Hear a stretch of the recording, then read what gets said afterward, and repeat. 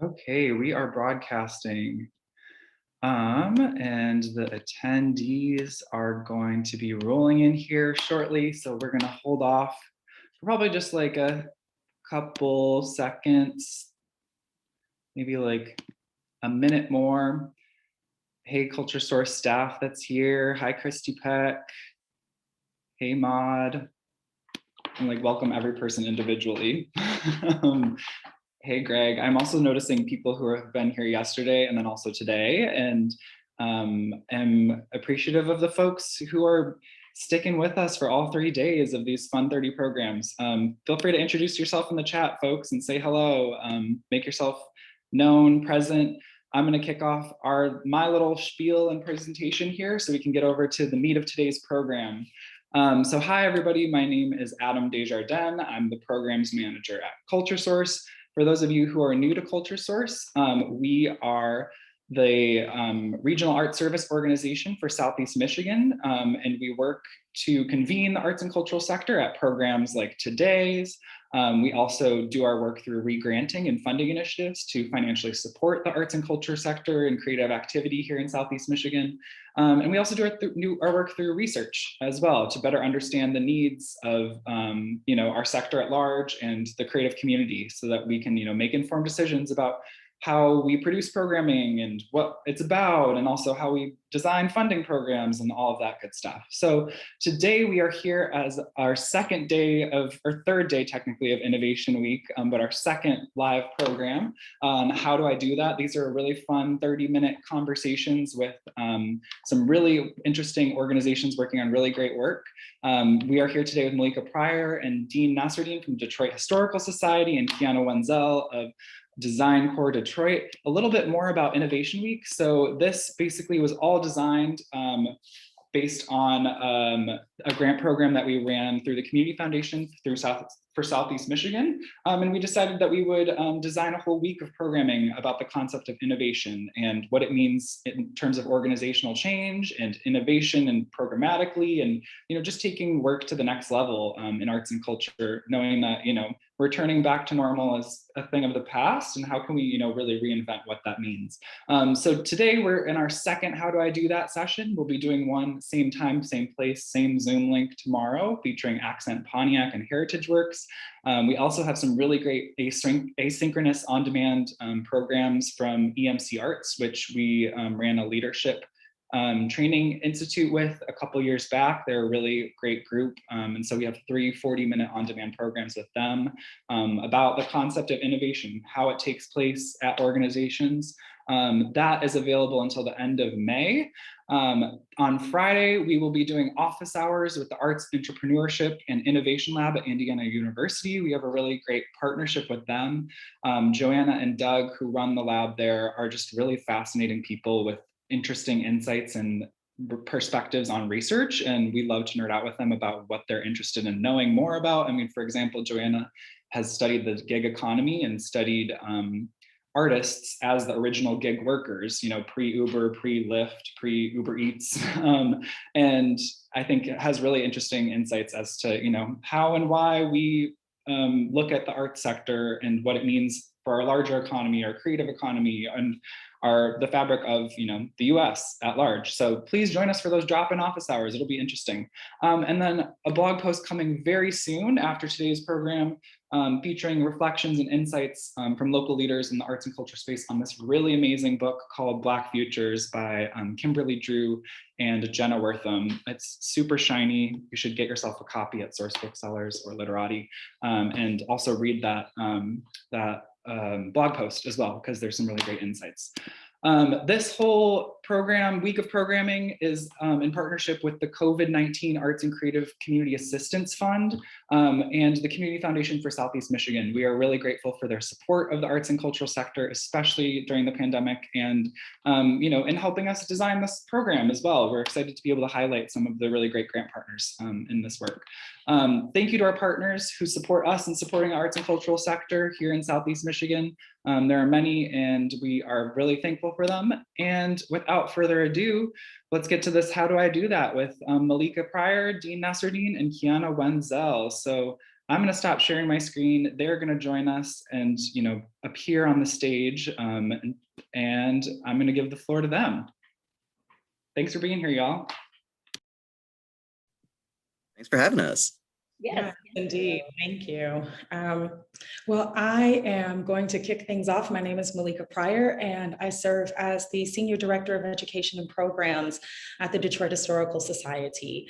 And I'm going to go ahead and share screen and tell a little bit of a story. Because these times, as anyone in the cultural arts sector or who is living, quite honestly, know that the last year plus has been incredibly difficult. It's been incredibly difficult for businesses. Most businesses, it's been very challenging for the cultural arts sector for a number of reasons. We've been not only the pandemic, but also a new or renewed, I should say, recognition of the longstanding pandemic of racial inequity and injustice was also something that we found ourselves needing to face and needing to wrestle with. And as institutions, we are continuing, even for those of us who have been striving and who have been working and doing the work, as we so often hear, maybe too often now, still having lots and lots of space to grow.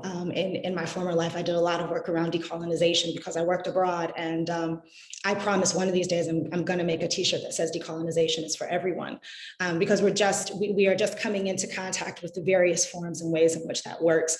And this project, oddly enough, is one of the ways within the context of the city of Detroit for us to excavate the lives and times and layers of Detroit culture that, while I could never say we are the first to explore it, are certainly striving to do it in a refreshed way, and also in the spirit of the work of others, in an honorable way.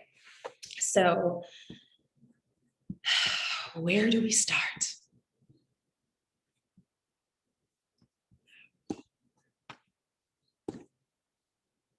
Can everyone see my screen? Yay. Tech likes me today. So history and design, how did we do that? Well, for starters, it begins with a partnership between Detroit Historical Society, AKA DHS. So if you ever hear me say that, I don't mean the Department of Health Services, Health and Human Services. I mean the Detroit Historical Society, and of course, Design Corps Detroit. However, if we picture it any time before March 2020, DHS, like many cultural arts institutions, were very much focused on what it meant to be in person, what it meant to bring people into our spaces and tell stories within that context. So some of us might remember fondly filled rooms and auditoriums of people watching, sitting next to each other and engaging indoors and out. And suddenly, as an organization, because the society both facilitates the life of not only one museum, but two museums, the Dawson Great Lakes Museum on Belle Isle, as well as the Detroit Historical Museum, for which we tend to be better known in the Cultural Center District in Midtown Detroit, were both, as was virtually everything, required to close. And so what we were then required to do is to really think and rethink what it meant to be open with our doors quite literally closed to the public.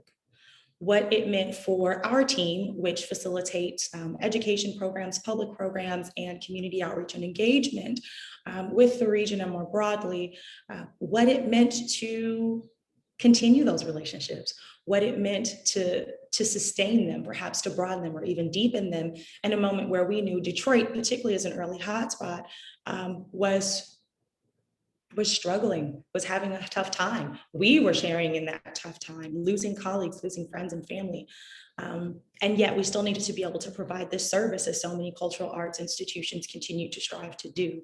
So we needed to rethink, what does it mean to do exhibitions? What does it mean to engage in public programs? Again, education and outreach programs. And so we went about the process of doing that.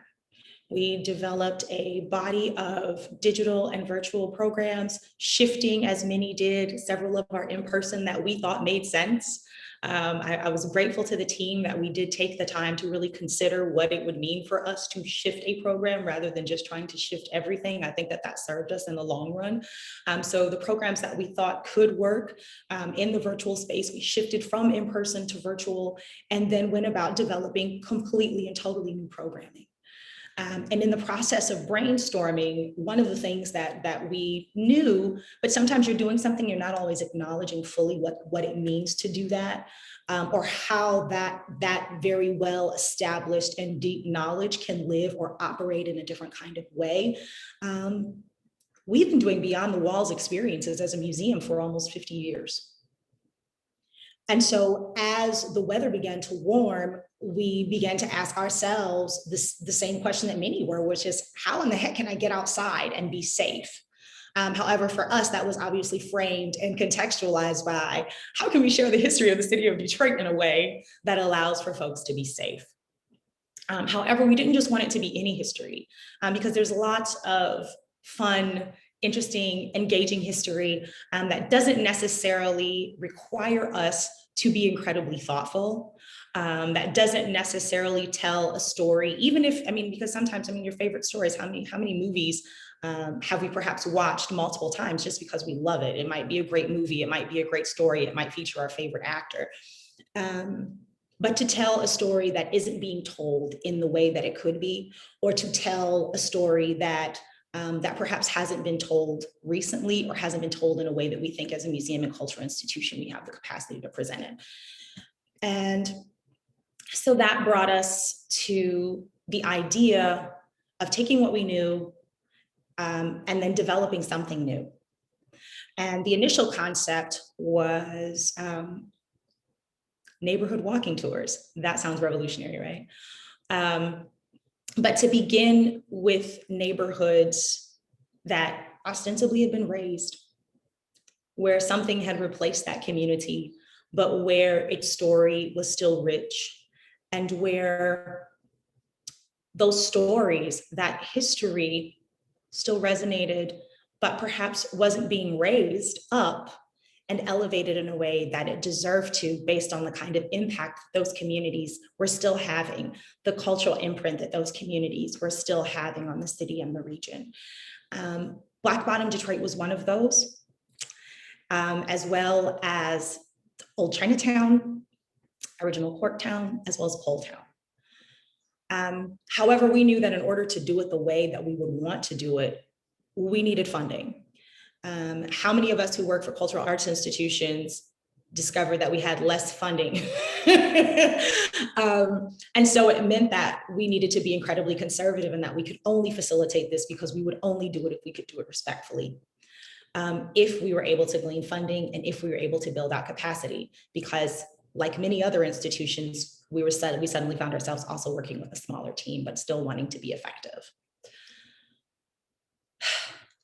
Enter our division chief, Tracy Irwin, who serves as our chief exhibitions and engagement officer, who came to me and said, essentially, I'm summarizing here, Malika, I was just having a conversation with Detroit Design. They're aware of an innovation grant. They think there might be some great synergies. What do you think?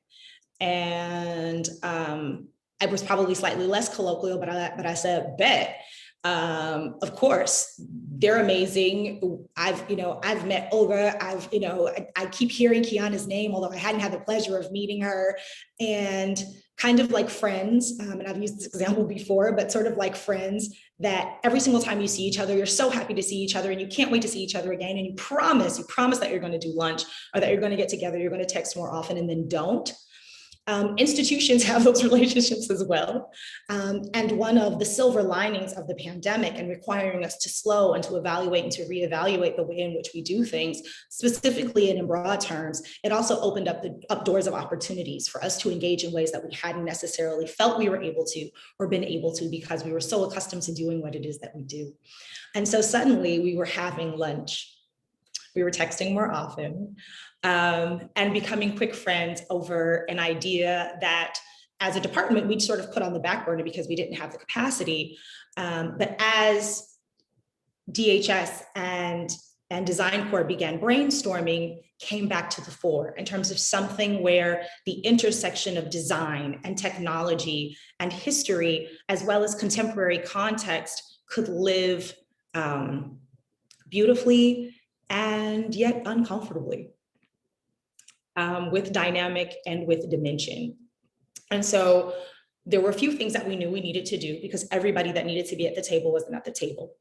And that included engaging with community partners, but also directly engaging with the community that lives currently where Black Bottom was, as well as individuals who may have lived or descendants of individuals who would have lived in Black Bottom or perhaps owned businesses in Black Bottom or in the adjacent Paradise Valley.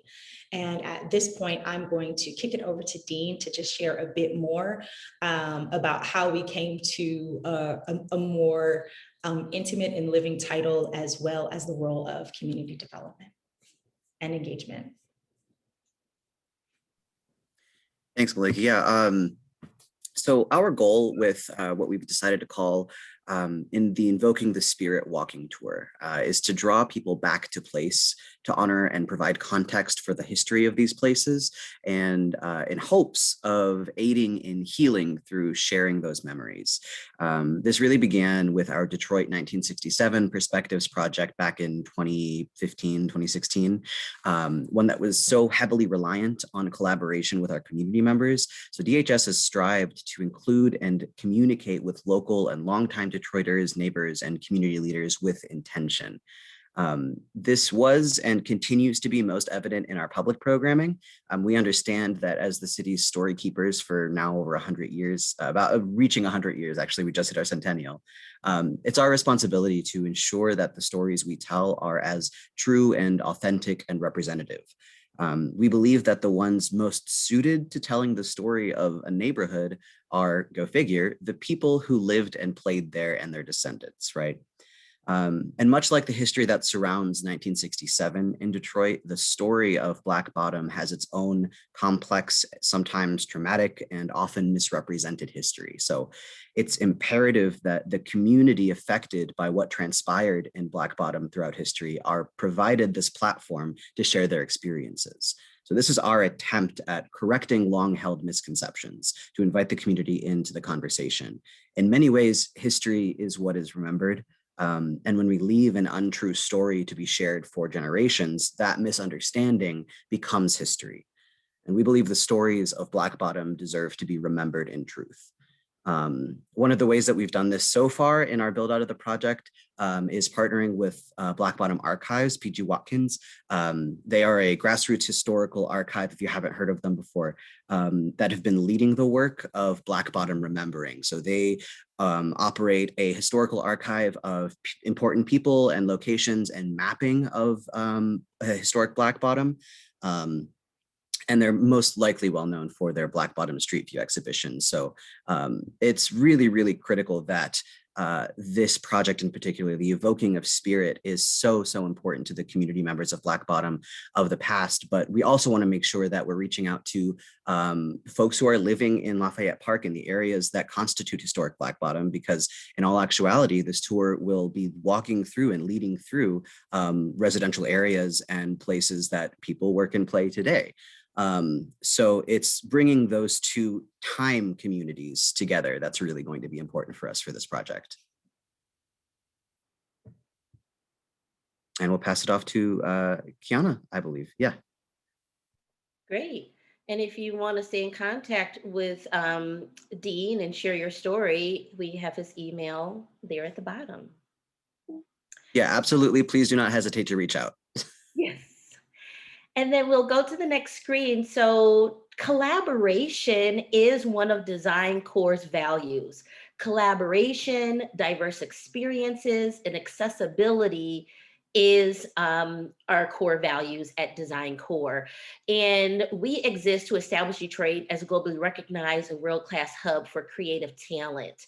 And we are also the stewards of Detroit's UNESCO City of Design designation, the first and only in the United States. And what does that mean? It means that we are committed to using design and creativity as an economic driver and also putting design at the forefront of our city's urban development plans.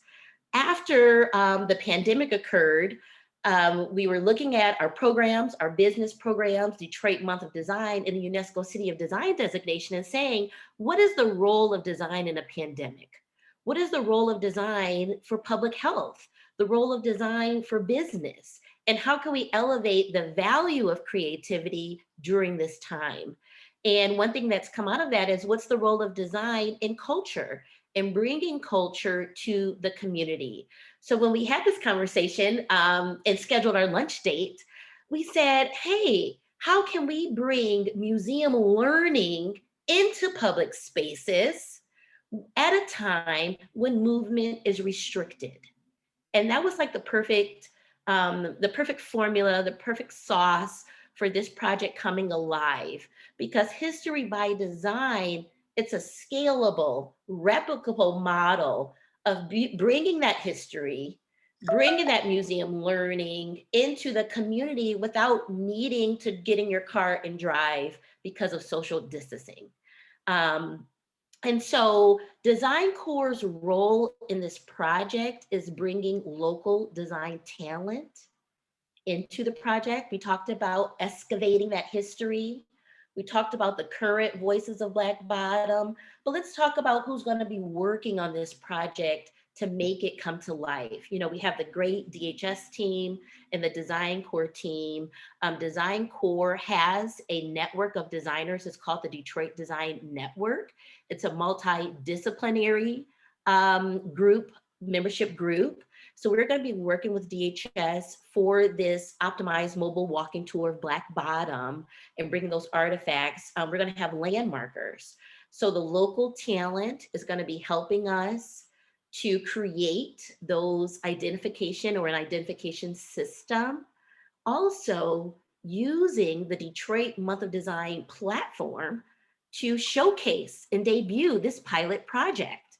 The Detroit Month of Design is a multidisciplinary design festival that occurs annually throughout the city of Detroit, showcasing the latest works and ideas coming out of our city, because creativity is one of our city's assets. And how can we use this monthly and annual platform, Detroit Month of Design, to showcase this work? And so this project is the perfect blend of community engagement, history, technology, and design. So that is how we are partnering. It's been an honor and a pleasure working with the Detroit Historical Society and their team. The pilot will debut this September. The Detroit Month of Design occurs September 1st to the 30th, so mark your calendar. All this work will come to fruition in September, and we can experience it and hopefully build upon it for years to come. So there you can follow Design Corps online. I put my email there if you'd like to connect or learn more information. And with that, that will conclude our project for History by Design, our presentation. Awesome. That was so great, y'all. I have so many questions. I also am I'm really geeked and excited for when you unveil it at Detroit Month of Design. That was going to be one of my questions. Okay, where is it at now? What's, how can I stay tuned? So I'm glad that you guys were very preemptive in answering that before. Yesterday, we talked about a little bit about some challenges and failures to that extent that organizations have had in this. And I'm wondering on what have been, kind of to flip that question, what have been some unexpected successes or surprises that as you've started this project, as you've been working cross collaboratively, cross organizationally, have there been any things that you're oh well, we have this plan for what this is going to look like, and surprisingly this is actually something that has been a success that we didn't necessarily map out in thinking about this project or work? So I will say, and hopefully it's not a cheating answer, and in many ways, the project itself was sort of this happy surprise. And I described it in some ways at the very top, but I almost can't overstate the way in which this organic synergy kind of evolved, where there was this opportunity and there just so happened to be this incredibly perfect timing, because even though there are elements of the business that slowed down, and I've certainly heard this reflected and even in some initial studies, so many people felt like they were busier in pandemic mode than before. So I don't want to suggest that that there was this lull between, with respect to Design Core and DHS. And so the nature of the project in and of itself was just sort of this happy opportunity. I don't even want to say a mistake, because I don't think that things have, not this special anyway, occur by happenstance. And I think that in many respects, we've been fortunate that where maybe we might be a little bit behind, there's a shift in my department, and so I need to be able to give that a specific kind of attention. Obviously, Kiana and the team at Design Core revving up for Detroit Month of Design and the RFP and all of that. So even if there have been like these moments where maybe we fall a little bit out of sync with one another, it's almost as if, the universe, not to be too esoteric, but just kind of brings us together, creates some space and some elasticity, and we're able to realign. And it's just been a really fantastic experience, in spite of, what we know institutionally, we're going to experience the unexpected, right? Love that. Yeah. And I saw Christy in the chat said, luck favors those who are prepared. And I was also thinking like, coincidence. Sometimes I hear like coincidence, is it significance, or like coincidence or significance? And it sounds like this is just really coincidence and significance too. I mean, clearly with the project as well. I'm wondering about how this project has shaped either like the future of work at your organizations, or how you also are just maybe thinking about cross collaboration, or, organizations working together. I think, both of you, or all of you, both organizations clearly have track records of working collaboratively with many other organizations. But I'm just wondering, given this like context that we're in, and the project at large, if it's changed at all, and if you've noticed any ways that it's changed. I would say that hybrid, the focus on a hybrid format is not going away for Design Core. Just like DHS, we were heavily in-person dependent for our programming in the past. And when the pandemic hit, we said, does our work still matter in the midst, of a pandemic, or is design dependent on seeing people in person? And the answer is no. This work can still be done using the hybrid format. There are advantages to both if people can't make it because of like mobility issues, expanding your reach and your audience, and then accessibility. How do we bring that museum learning and those artifacts to people and make it more accessible for them? And I don't think that's going away. Yeah, I echo a lot of the same thoughts as Kiana had mentioned. I feel like the lockdown has really kind of forced all institutions in all fields to kind of rethink how we do what we do. And I just feel like collectively we're all kind of gaining a new fold in our brain of like how to do the work that we do, Yeah, totally, absolutely. And even just the process for how it's done too. I feel like, it's much more flexible and patient, and, just like, okay, like, we'll, strike when the iron's hot too, which I think is clearly the case of this, collaboration as well. I'm also wondering, maybe just a final question. Also, I just want to mention to folks tuning in too, if you have any questions, feel free to type those up in the chat, and we will, gladly preference those, as we just have a few remaining minutes. But I think a final one I have is, just a round robin of, what have you learned so far? And as like, what's just like one snippet that you've learned? This can be either like big picture process wise, or it can also just be, I don't know, even just an interesting fact that you might have learned as you've started this project about, Black Bottom too. I could start since I'm now on mute here. Black Bottom Street View, amazing. I wasn't able to see the exhibition at the library and the following of the Black Bottom Archive, several other organizations. We had a town hall a couple of weeks ago, well attended. And then other designers have submitted ideas through Month of Design, focused on Paradise Valley and Black Bottom. So keeping stories alive, we are the ones that keep stories alive and honor, the past, the present, and the future. And so I just love to see happily surprised to see the momentum and the traction for the Black Bottom Paradise Valley history and story still being alive today through so many people and organizations. I'll pass it to Dean. Full disclosure, I am the greenest of the team here. This is my first museum position, and I've worked on projects prior to this one, but this is the first community outreach project that I'm leading. I have been in constant learning mode. Everything is new to me. But I have really been kind of drinking it all in and learning as much as I can. I've really enjoyed the collaboration process and meeting new people who do different amazing things around the city. Much like Kiana said, meeting PG and the Black Bottom Archive project, like it's everything that is done in Detroit happens on the grassroots level. 100%, we are a grassroots city. And so to be partnering with a grassroots archive is a beautiful synergy for me.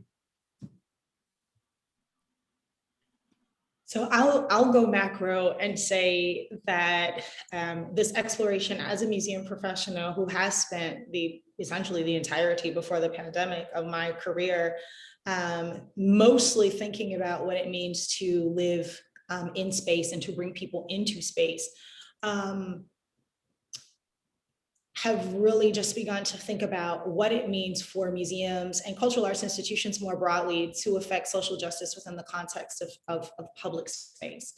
And one of the things that, it wasn't that I didn't know, particularly as a native Detroiter, but there really is a dearth of shared accessible public space that's incredibly highly usable, much less curated, in a way that really allows for many people safely, whatever safely means, because that varies depending on what's happening in our environment, but to be able to safely engage. And so I've really just begun to think a lot about what role cultural arts institutions can potentially play in being able to facilitate and really bring, because part of justice is about belonging. And as institutions, we haven't always done a really great job of engaging what it means for everyone to feel a sense of belonging. But I think that one of the ways that we can continue to expand and to strengthen that muscle is to be among the people and to be in space and to be in community with folks, providing, to Kiana's earlier point, those multiple points of entry that are ostensibly access, and then also help to open up spaces that sometimes might feel closed. And so that's really where I find my mind trending more and more frequently.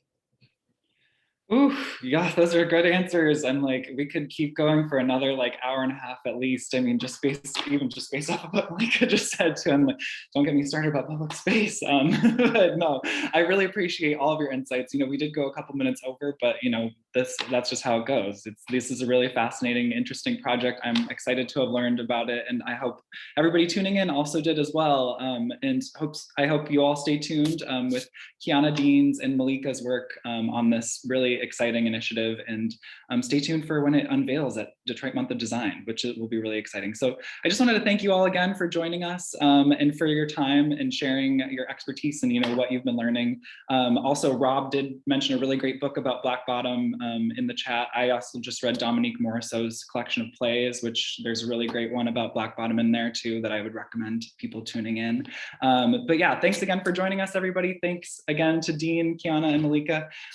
Do keep in touch, and we'll see you again tomorrow, same time, same place, noon, Heritage Works and Accent Pontiac. That's it. Thanks again, y'all. Take care. Thank you. Bye.